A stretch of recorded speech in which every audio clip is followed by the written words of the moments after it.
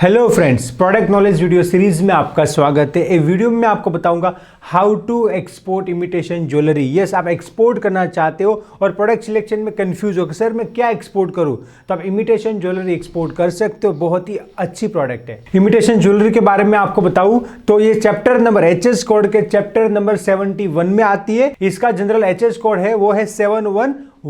Imitation jewellery के अंदर बहुत सारे वेराइटीज आती है, तो मेन ज्वेलरी जो आप एक्सपोर्ट कर सकते हो वो मैं आपको यहाँ पे दिखाता हूँ। तो इसके अंदर मीनाकारी ज्वेलरी आती है, ब्राइडल ज्वेलरी आती है, फैशन ज्वेलरी आती है, हैंडमेड ज्वेलरी आती है, कुंदन ज्वेलरी आती है, एंटीक ज्वेलरी आती है, विंटेज ज्वेलरी आती है, डिफरेंट टाइप की ज्वेलरीज आती है। हम इमिटेशन ज्वेलरी में एक्सपोर्ट वैरायटी की बात करें तो इसमें नेकलेस आते हैं, इयरिंग्स आते हैं, बैंगल्स आते हैं, मंगलसूत्र आता है, पायल आती है, ब्रेसलेट आता है, बेल्ट आते हैं, कड़ा आता है, पेंडल सेट आता है, नोज रिंग आती है, चेन आती है, फिंगर रिंग आती है, जूड़ा आता है, हेयर क्लिप आती है, टीका आता है एंड बाजू बैंड आता है। तो ये सारी वेराइटीज जो है आप एक्सपोर्ट कर सकते हो। अब मैं यहां पे आपको बताऊंगा इमिटेशन ज्वेलरी एक्सपोर्ट के अंदर क्यों अपॉर्चुनिटी है। देखिए, गोल्ड एंड सिल्वर ज्वेलरी जो है उसका प्राइस अप हो गया है, गोल्ड सिल्वर का प्राइस जो है अप हो गया है, तो लोग जो है इमिटेशन ज्वेलरी को प्रेफरेंस दे रहे हैं। और अभी का आप जमाना देख रहे हो, फैशन का जमाना है, इंस्टाग्राम का जमाना है, लोगों को नए नए फोटोज वगैरह जो है खींचना होता है, तो क्या चाहिए, नए नए कपड़े चाहिए, कपड़े के साथ मैचिंग क्या चाहिए,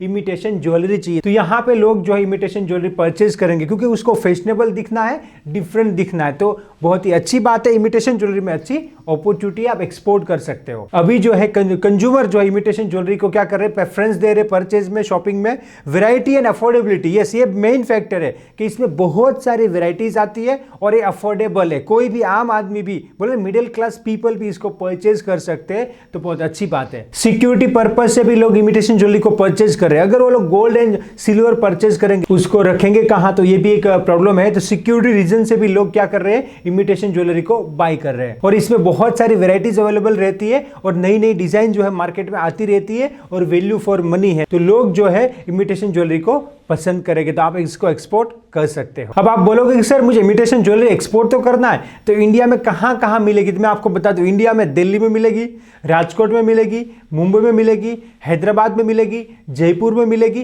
कोलकाता में मिलेगी। यहां से आप इमिटेशन ज्वेलरी के सप्लायर फाइंड कर सकते हो। और दूसरा, सप्लायर के लिस्ट के लिए आप हैंडीक्राफ्ट एक्सपोर्ट प्रमोशन काउंसिल को भी कांटेक्ट कर सकते हो और FIO को भी कांटेक्ट कर सकते हो। इसके लिए जो है लाइक हाथ से जो भी इमिटेशन ज्वेलरी बनती है वो हैंडीक्राफ्ट एक्सपोर्ट प्रमोशन काउंसिल में जाएगी और जो जनरल इमिटेशन ज्वेलरी है वो FIO में जाएगी। तो आप यहां से भी सप्लायर ढूंढ सकते हो। और इमिटेशन ज्वेलरी हम इंडिया से एक्सपोर्ट की बात करें तो इंडिया जो है वर्ल्ड में second largest imitation jewellery producer है और सेकंड लार्जेस्ट एक्सपोर्टर है। According to imitation jewellery association in India 400 crore से भी ज्यादा इसका मार्केट है और इसका जो डिमांड है डे बाय डे इंक्रीज हो रहा है। और यहां पे मैं आपको बताऊंगा हमारे कॉम्पिटिटर कौन है इमिटेशन ज्वेलरी के अंदर, हमारे कॉम्पिटिटर कंट्री कौन है जो इमिटेशन ज्वेलरी एक्सपोर्ट करते हैं। तो सबसे नंबर 1 पे है चाइना, सेकंड नंबर पे हम खुद है इंडिया। ये सेकंड नंबर पे इंडिया है जो दुनिया में सबसे ज्यादा इमिटेशन ज्वेलरी एक्सपोर्ट करता है। इसके बाद है Switzerland, United state, United Arab Emirates, Hong Kong, Italy, France,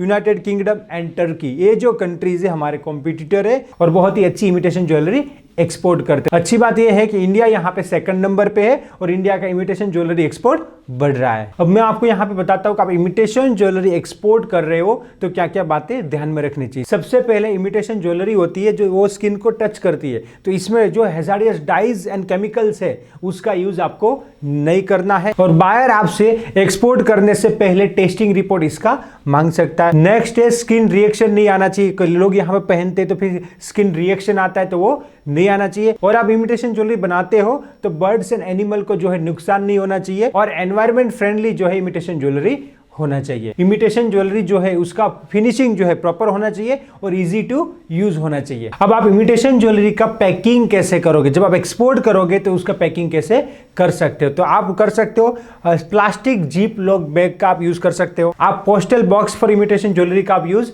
कर सकते हो, वुडन ज्वेलरी बॉक्सेस का भी आप यूज कर सकते हो, आप लेदर ज्वेलरी बॉक्स का यूज कर सकते हो, आप हैंडमेड बैग का यूज कर सकते हो, आप corrugated boxes and air bubble and air pillow का यूज कर सकते हो, जिससे जो है प्रॉपर्ली पैक होगा और अच्छी तरह से आपका प्रोडक्ट एक्सपोर्ट होगा, तो अच्छी कंडीशन में आपके बायर को प्रोडक्ट मिलेगा। और ये आपको एक्सपोर्ट करना है तो जितना अच्छा पैकिंग करोगे उतना अच्छा पैसा मिलेगा। जो दिखता है वो बिकता है, जितना अच्छा पैकिंग होगा उस हिसाब से बायर आपको प्राइस देगा। और आप एक्सपोर्ट करते हो तो आपको बॉक्स के ऊपर मार्किंग कैसे करना है बता देता हूं। सबसे पहले आपको क्या करना है, बॉक्स नंबर देना है, उसके बाद अंदर क्या है प्रोडक्ट उसका स्टिकर लगाना है, या बाहर लिख सकते हो ईयरिंग्स, नेकलेस, ऐसा आप बाहर लिख सकते हो। नेक्स्ट आपको एक्सपोर्टर इंपोर्टर का नाम एंड एड्रेस का स्टिकर लगाना है। नेक्स्ट है handle with care fragile cargo का स्टिकर आप लगा दीजिए, अच्छी बात है। और भी कोई स्टिकर या लेबल बाहर बोलता है तो आप लगा दीजिए, उसकी कंट्री के हिसाब से वो बोलेगा तो आप लगा दीजिएगा। अब इमिटेशन ज्वेलरी करने में डॉक्यूमेंट क्या क्या लगेगा मैं आपको बता देता हूं। सबसे पहले आईसी लगेगा, जीएसटी लगाए, 2 मेन है।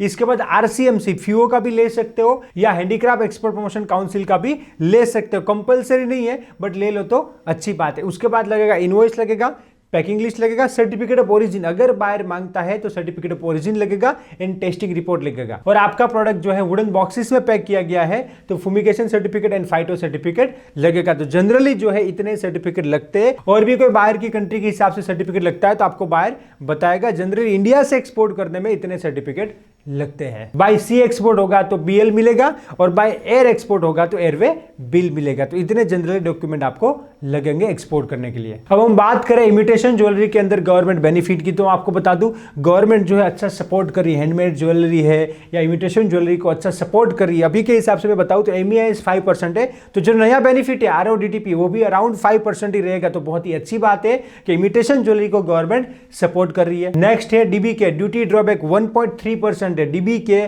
इमिटेशन ज्वेलरी के ऊपर 1.3% है, बहुत ही अच्छी बात है। तो आप जो है इमिटेशन ज्वेलरी एक्सपोर्ट करना चाहते हो तो कर सकते हो, इसको कम बजट में भी कर सकते हो। आप इसको B2B भी कर सकते हो, B2C भी कर सकते हो। B2B मतलब business to business, and B2C मतलब ऑनलाइन भी बेचना चाहते हो Amazon पे, eBay पे, तो भी आप इसको बेच सकते हो। तो अच्छी बात है। तो कम बजट में भी आप इमिटेशन ज्वेलरी को एक्सपोर्ट कर सकते हो, बहुत ही अच्छी प्रोडक्ट है। और भी आपको एक्सपोर्ट इंपोर्ट रिलेटेड कोई भी क्वेरी है वीडियो के नीचे कमेंट कीजिए। और एक्सपोर्ट इंपोर्ट के लेटेस्ट अपडेट के लिए नीचे डिस्क्रिप्शन में टेलीग्राम का लिंक दिया है, टेलीग्राम ग्रुप को ज्वाइन कीजिए और यूट्यूब चैनल को सब्सक्राइब कीजिए। आपको एक्सपोर्ट इंपोर्ट के अपडेट मिलते रहेंगे। Let's go global together. Thank you.